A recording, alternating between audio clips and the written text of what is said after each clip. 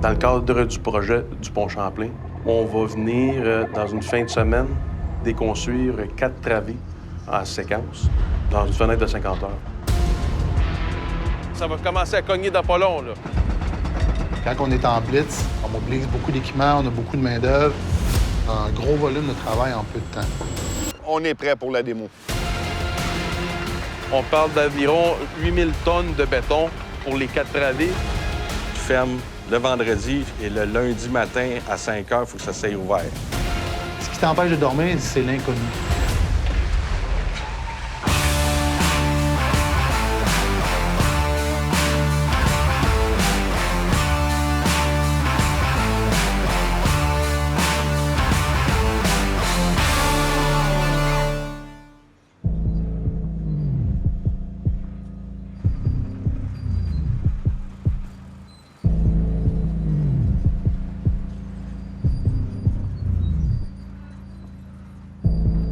Là, il est 7 heures.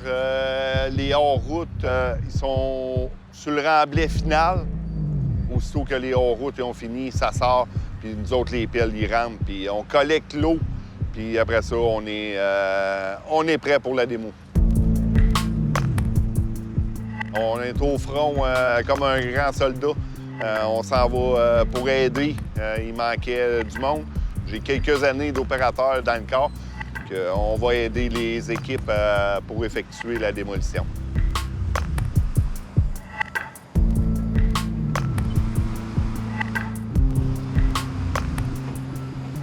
Faites attention, les pelles à descendre arrivent. Ils s'en viennent, là, les pelles, avec les hors-routes. Il fait beau. C'est certain que j'aurais aimé mieux qu'il mouille un peu pour nous aider à abattre la poussière. Mais on va vivre avec l'arrosoir, toutes les hausses collectées après les pelles, puis on va arroser le plus possible pour avoir moins d'impact sur la poussière. Parce que toi, t'as pas ton manque de pierre ou quoi? Moi, j'en ai besoin 1, 2, 3. Quand ça fait 5 voyages à faire, OK, Simon? Ce matin, on est en finalisation des coussins granulaires pour commencer la démolition. On est en pleine mobilisation des pelles en ce moment pour être capable de réaliser les tâches qui sont quand même d'envergure aujourd'hui. En termes de cédule, présentement, on a un délai d'à peu près 2 heures sur notre cédule théorique, mais on prévoit se rattraper rapidement dès le début de l'opération. Le tapis n'était pas assez haut pour la chute contrôlée. La force d'impact d'un tablier peut avoir des conséquences graves au niveau géotechnique. Fait qu'en conséquence, il a fallu faire des protections supplémentaires qui nous a pris un peu plus de temps en préparation. Et probablement qu'ils vont récupérer la machine ici là, pour aller travailler. On peut travailler là. On peut aussi se faire un bench puis travailler avec une pelle conventionnelle. Oui, bien c'est ça. Là. Elle qui est là, qui travaille actuellement. Ça va commencer à cogner dans pas long, là.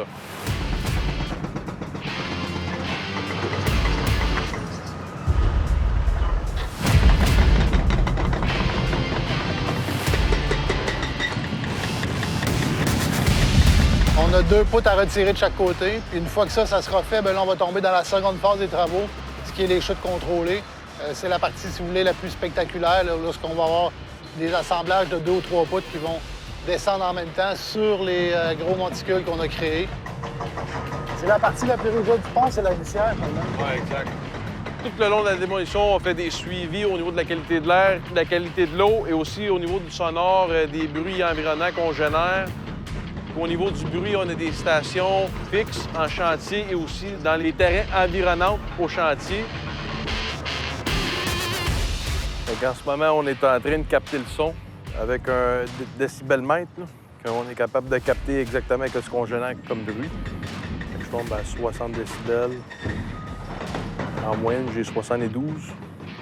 On est à l'intérieur de nos seuils. Puis on est en train de frapper avec des marteaux. On a 16 marteaux qui sont en train de frapper en ce moment. Fait que, je pense que c'est quand même assez acceptable. On a quand même des dispositifs anti-bruit sur nos attachements qui nous permet de réduire le bruit de 5 à 10 décibels. Ça, c'est la nouvelle génération d'attachements marteaux. Et on a aussi notre mur anti-bruit qu'on a installé au niveau de la bretelle ici. Fait que c'est quand même très impressionnant qu'est-ce qu'on a mis en place. On fait des mesures aussi de la qualité d'air. On a plusieurs stations installées en amont et en aval. Chaque pelle a une hausse de pompier d'1,5 pouce qui passe sur le boom de l'excavatrice. Le stick, il s'en va sur l'outil pour arroser le plus près possible de la démolition pour éviter le plus de poussière possible.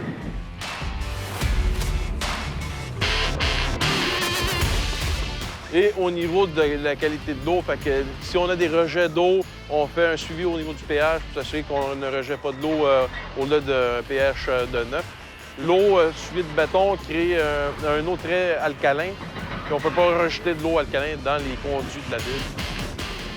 On ne s'est pas fait taper ses doigts encore, fait que c'est quand même un bon signe.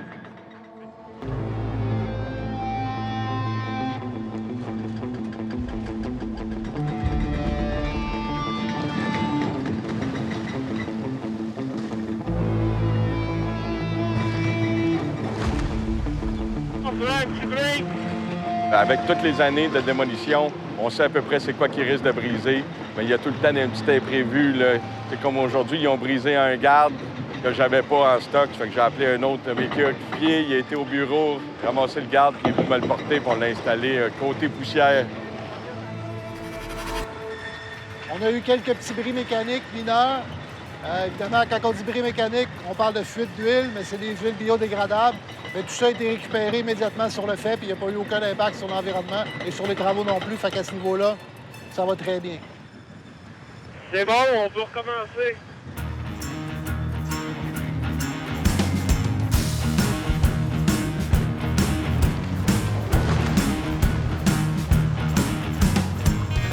Moi, j'ai le petit pour l'ouvrage en marche, oui? Mange la dalle, c'est ça le morceau complet.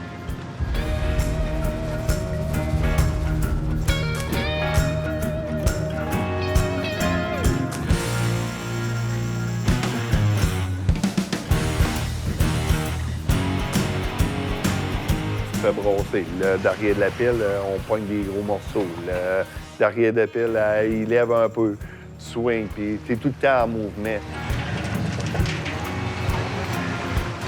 Aujourd'hui, on a des vents dominants de l'ouest vers l'est. Fait que ça pose un défi parce qu'on a un côté qui est plus exposé à la poussière que l'autre. Nous, on le voit ici, on est du côté ouest, tout est propre, la vie est belle.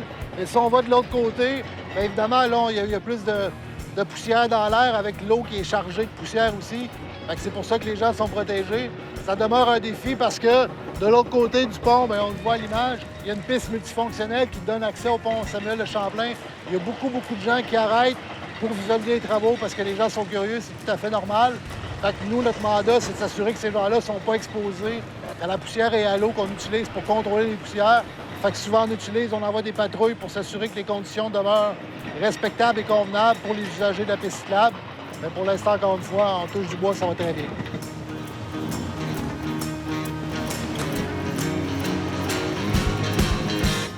On est prêt pour envoyer les trois à terre.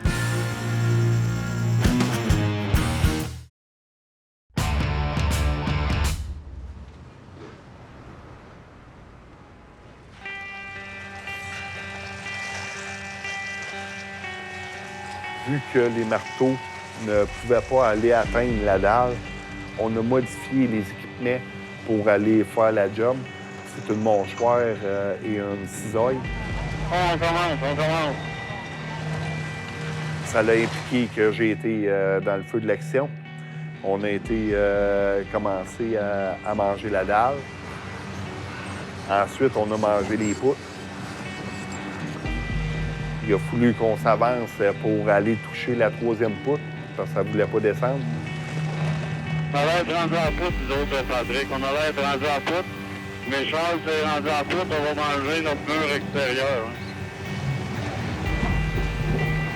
Chaque structure a été montée par un être humain.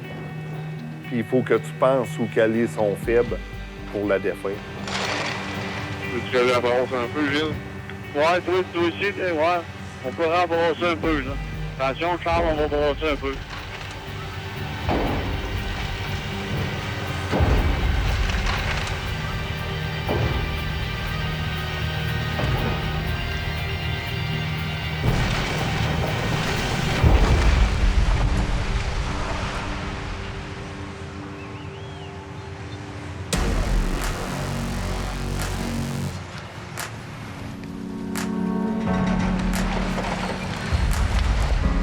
La deuxième drop, ça a été super bien. Gilles, tout de suite, aussitôt qu'on a droppé, il a pu dropper l'autre partie. Nous autres, on achevait de tout manger nos poutres pendant que l'autre droppait. Ça l'a très, très bien été.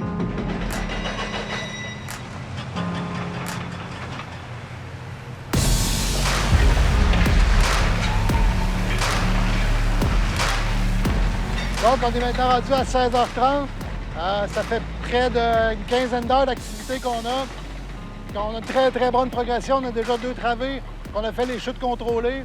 On est en train de préparer la 3e. Et si tout va bien, avant la fin de la soirée, tous les chutes contrôlées vont être terminées. On va pouvoir tout de suite passer à la phase de nettoyage et de démolition des piles qui devrait se faire durant la nuit et en début de matinée demain. On a même des opérations de nettoyage qui ont commencé sous la première travée. Qui nous permettent aussi de prendre un peu d'avance et rattraper un peu le temps qui a glissé un peu ce matin là, en début de quart de travail.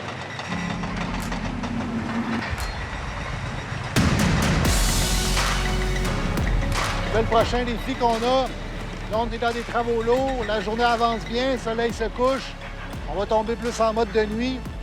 Évidemment, ça risque d'être un défi, là, voir cette nuit comment on va gérer le bruit. Mais pour l'instant, on est confiant avec le mur anti-bruit qu'on a. Les valeurs sont bonnes, puis on pense qu'on va être capable d'avoir une bonne production aussi cette nuit.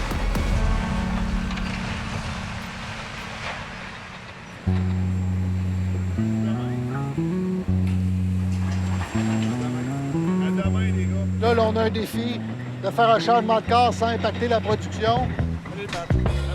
Fait que là, on travaille actuellement là-dessus. On est déjà en train de faire des rencontres avec les travailleurs pour s'assurer qu'on a une bonne transition et qu'on ne perd pas de cadence dans les travaux.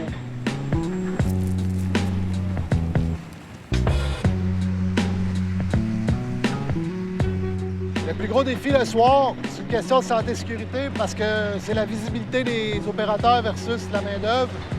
Il faut vraiment mettre l'emphase sur l'éclairage.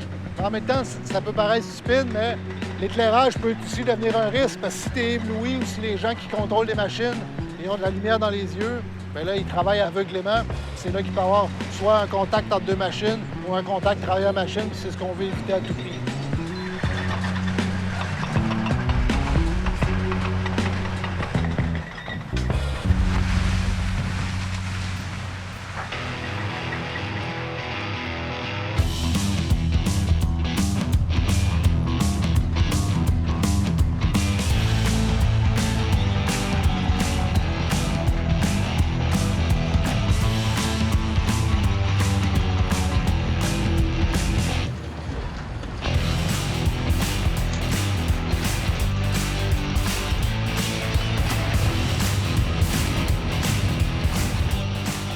On parle d'à peu près un 35 heures total de démolition.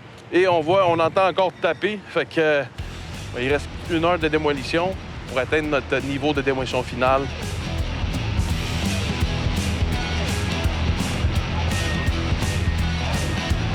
Une fois la démolition terminée, mais le timer continue à rouler. Fait qu'il faut vraiment nettoyer les travées, tout évacuer les matériaux, réparer les chaussées, réparer les jerseys.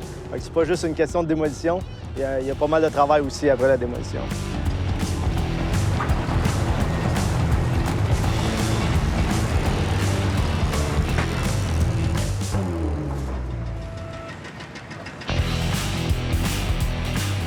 On parle d'environ 8000 tonnes de béton pour les 4 travées. On parle d'un autre 3500 tonnes de béton pour les 3 piles qu'on a démolies. Fait qu'on a aussi démoli des piliers.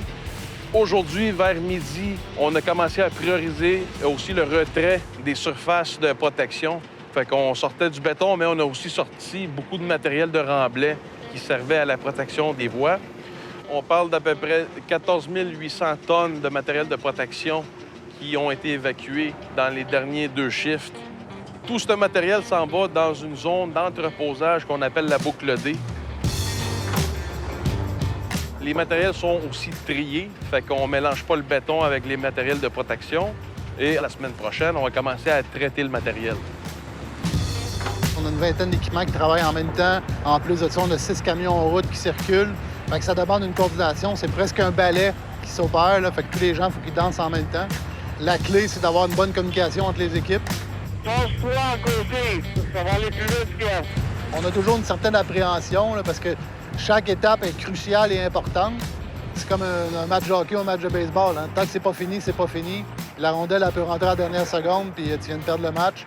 Fait que nous, on veut s'assurer, on met tous les joueurs sur la patinoire pour être sûr que quand le buzzer va sonner, bien, on va être correct, puis tout le monde va pouvoir rentrer chez eux, la tête tranquille.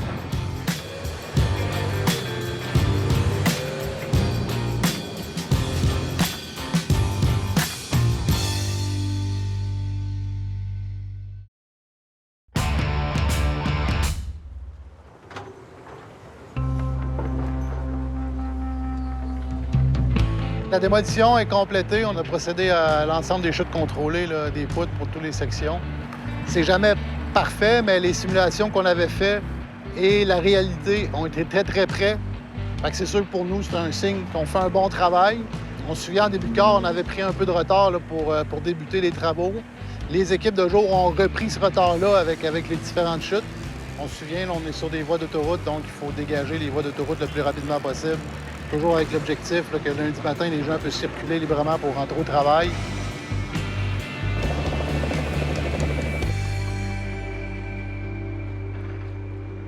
Nous autres, d'après moi, il nous reste environ 1500 tonnes à 2000 tonnes à enlever de remblais pour enlever nos passes par-dessus les jerseys. Dans 2 semaines, on commence d'autres drops pour finir les sections que j'ai besoin de remblais. On va tout enlever le remblai pour emmener sur l'autre chantier. On a quand même eu quelques déficiences au niveau des infrastructures routières du ministère. Fait que quelques glissières endommagées. Fait qu'on a présentement une équipe de pavage sur place qui sont en train de faire des réparations ponctuelles du pavage où on a eu des dommages. On arrive sur une déficience qui s'est passée. On voit un impact qui s'est créé. On a un bris qu'on va faire une réparation. Il y a quelques petites déficiences, mais rien de majeur. Après tous ces drops-là, tout le béton qu'il y a eu ici, toutes les piles, qu'on est...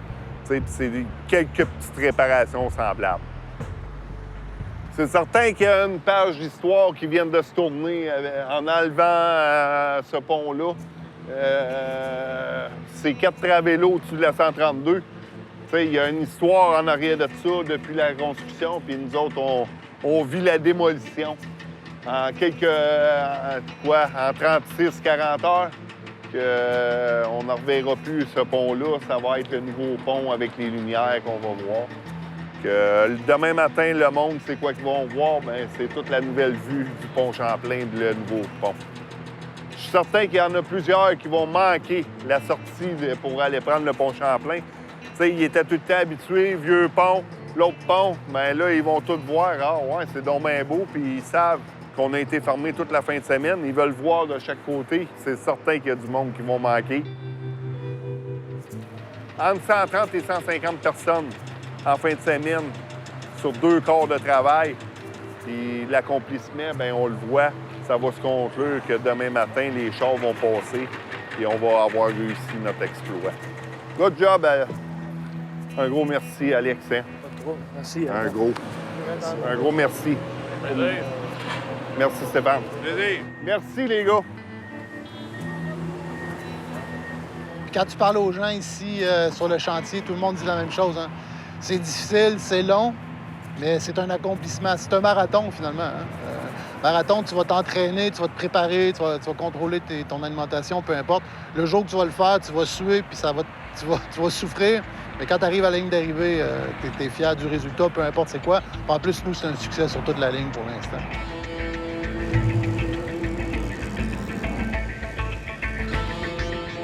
Ça fait pratiquement 6 mois qu'on travaille sur ces 4 sections-là.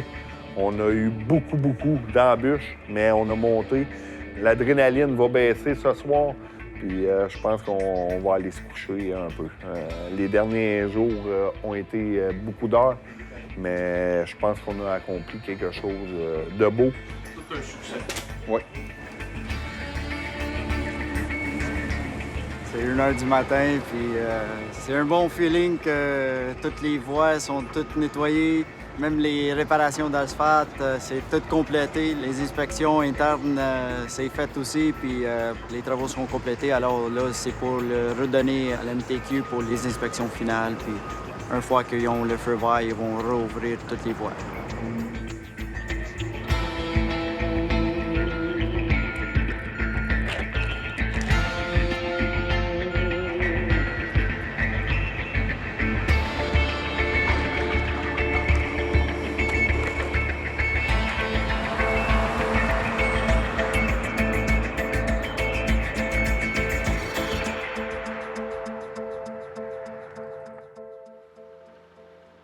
À tous les jours, on parle de des centaines de mouvements de camions, des matériaux entrants, des matériaux sortants. C'est sûr que l'hiver, c'est pas facile. Tout est plus lent l'hiver que l'été. La chaise s'en vient. On va pouvoir commencer à démolir. C'est parti.